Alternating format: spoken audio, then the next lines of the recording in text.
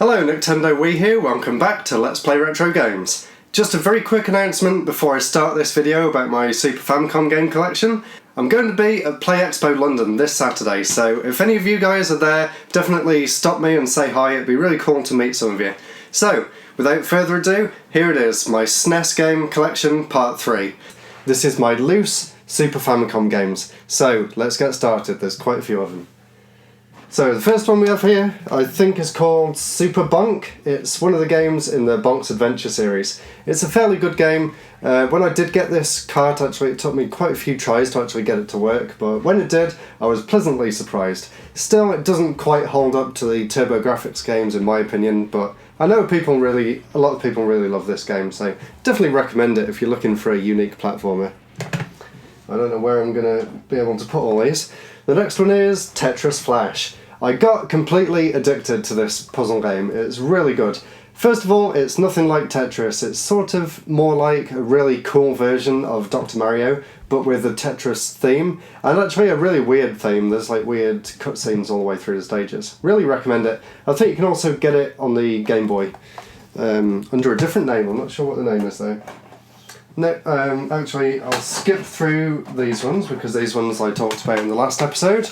So if you want to see any of these games, check out the last episode I did on my boxed Super Famicom games. And I think there's a few more carts that I've got here that should really be going back in the boxes up there. So I'll skip them ones out and let's carry on with the sequel to the game I just picked up. This is Puyo Puyo 2. Just more of the same really. It's yet another fantastic, really addictive puzzle game for the Snes. If you've played any of the Puyo games ever, you know exactly what to expect with this one. I can't really think of anything unique about this one, but it's just more of the same and that's not really a bad thing. I'm going to run out of room. Next up, and of course I had to get to this series eventually. I've got quite a few more there, but this one is Rockman 7. The Mega Man series in general is one of my favourite series of all time, so I'm really happy to have Rockman 7, and like a lot of these games it's actually a lot cheaper to pick up the Japanese version rather than trying to get the UK or US versions of the games. So this game cost about 10 quid. For getting the UK version, if you wanted it in the box, it would be about 600 or 700 quid. That's just how much of an insane difference in price there is, but the game itself is really fun, one of my favourite Mega Man games. Even though a lot of people don't really like it that much, I do really enjoy it. And carrying on the theme of Mega Man, or Rockman as they're called in Japan, this one here is Rockman X2. My favourite game in the whole of the X series. I was really enjoying this game. I actually got it back in uni about 4 or 5 years ago, and I remember sitting down in the living room in the house that we had at the time, hooked up to a really nice CRT that I wish I could have taken with me. I do really regret leaving it there because I think the next people who came in just scrapped it in favour of a flat screen. So really love Rockman X2. It's my favourite game in the series. The music is outstanding. If you enjoyed X1 and you were considering trying the sequel, I'd highly recommend it. It's fantastic. And it's also available on the Switch now thanks to the Legacy Collection. So very highly recommend that game. One of my favourite games of all time actually. Next one here, I have no idea what it's called and I don't really have the time to try and pronounce it, so there we go. I'll just show it here. If I remember what it's called, I can write it in the video after. And check out the gameplay up here. Don't really have much to say about this. It's another average platformer, but it's a pretty cool game, and it's a game that never came out outside of Japan either. Now for a really cool game. As I'm sure you know by this point, Illusion of Time and Terra Enigma are two of my favourite games on the Snes, and two of my favourite games of all time. This is the game that came before them. It's called Soul Blazer, or Soul Blader as it's known in Japan. Outside of Japan it's known as Soul Blazer, and it's also a hell of a lot more expensive outside of Japan, so hence why I have this version, but I would really like to get the UK version of it at some point. It seems like a really fun action-adventure RPG game, sort of in the vein of Zelda, but a bit more simple. And the next one we have here, an absolute classic. I played this game to death on the DS. This is Dragon Quest VI. I think the title is Hand of the Heavenly Bride, but it doesn't actually show it on there. Really great game. I just picked this up because the Snes is really well known for its amazing RPG series. lineup, and Dragon Quest is definitely part of that series. There is a translation patch you can get online, so you can actually play it on the Retro Freak or the Retron 5 with the translation patch attached. And this game is the equivalent of about 50p, so really can't pass it up if you ever see it in Japan or in a game store. Just remember that a lot of these games do have translation patches, so it doesn't matter if you can't actually speak the language. As long as you've got a system that you can apply a patch to, then go ahead and get it. Much like this next game here, called Slapstick. It came out in the UK and the US under the name Robotrek, I believe. This is another game by Quintet, one of my favourite companies. If you watched my previous episode, you would know that. This one is called Slapstick. It's basically like a Pokemon game before Pokemon was a thing. You run a robot workshop and you get different robots and you explore the city. It's really cool, and I do love these sort of modern-styled RPGs in their 16-bit era. Kind of reminds me of Earthbound in that way, so really recommend Slapstick or Robotrek. Although, the Japanese one's a lot cheaper. And I've already been through that. That is Terranigma, but that was in my last episode, so go and watch that one. Hopefully it won't take too much longer. The next one we have here is Rockman and Bass. A really, really hard to find game. Even in Japan this one was hard to find, actually. I was in Akihabara trying to find this game, and I went through all the shops and I actually showed them a picture of it, and I finally got it from Mandarake, my favourite shop in Akihabara. If you haven't actually seen my Akihabara video, I'd highly recommend going and watching that, because I had a load of fun actually recording the footage and going around all the shops, and obviously spending far too much money as well, but it's a great video. I think I did a really good job of it, and it's also one of my most popular ones, so really go and watch that. I'll put it up here, or put the link in the description. But back on topic anyway, Rockman and Bass, one of my favourite Mega Man games. The graphics in this are incredible. It looks almost just as good as Mega Man 8, and that's kind of because this was a really late release on the Snes. I think it actually came out in 1998, 2 years after the N64 had already been released, which is just insane to think about, so really recommend Rockman and Bass. And the next game we have here, actually a game that I wouldn't recommend. See, I'm not always super excited about all these games. This one is called Thunder Spirits, and it was a huge letdown. Thunder Force 3 is one of my favourite shooters of all time. It's on the Mega Drive, which you'll see in my Mega Drive Collections video whenever I get around to doing that one. This game is a poor imitation of that, and it really shows the weakness of the Snes or the Super Famicom. The frame rate just takes a hit every time there's more than just a few enemies on the screen. The gameplay itself is just really slow in comparison to the Mega Drive, and the music also sounds really weird, so wouldn't really recommend this one, but I would recommend Thunder Force 3, which you'll see in another video, maybe next week or whenever I get around to doing Mega Drive games. Next one here, a game that I haven't actually played, but I do love the series, especially the classic games in the series. This one is Ys 3, Wanderers of Ys. I'd actually rather try and track down a copy of the TurboGrafx game, but that's purely because I played the first two on the TurboGrafx, and I just think that that series, at least for the first three games, belongs on the TurboGrafx or the PC Engine, but really couldn't pass up the SNES one when I found it super cheap. I think I got it from Hard Off back in 2014 maybe. Yeah, one of my original pickups from the first time I went to Japan, so still haven't gave it a go, but I might do, but like I said, I'd rather play it on the TurboGrafx or the PC Engine. Next up, a really interesting game. It kind of reminds me of Burning Rangers for the Sega Saturn. This one's called The Fireman.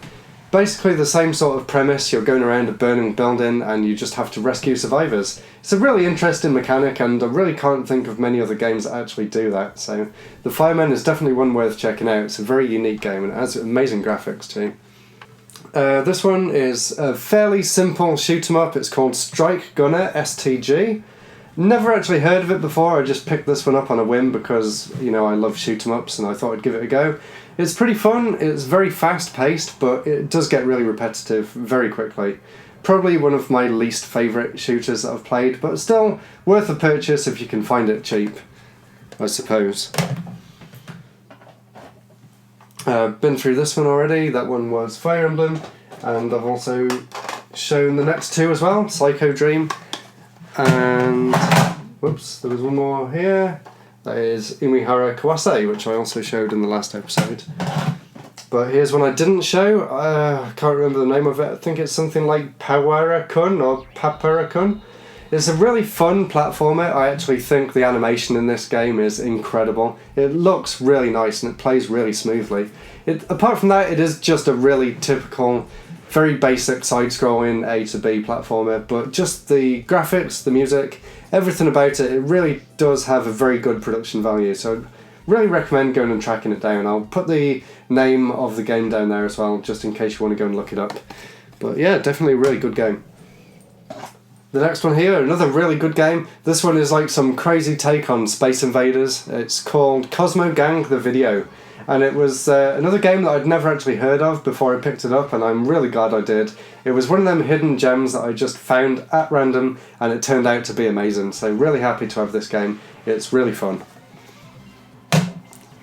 And next up we have Something Magical Adventure. Again, I'll put the name at the bottom of the video because I can't really pronounce it now. Can't really remember what it's like either, so just take a look at the gameplay up here, and I'm sure it's okay. It looks like a typical action platformer sort of game. Yeah, can't really remember that one. This one I can remember because it is insanely difficult and I just remember dying over and over again. And I remember the music is really good, but apart from that, this game is way too difficult for anyone to actually enjoy. It's one of the Darius games, and of course, if you're familiar with Darius, you know they're supposed to be played on ultra-wide 3-monitor arcade screens, but when they shrunk it down to one screen, I think they just didn't change the enemy patterns or something because it's impossible.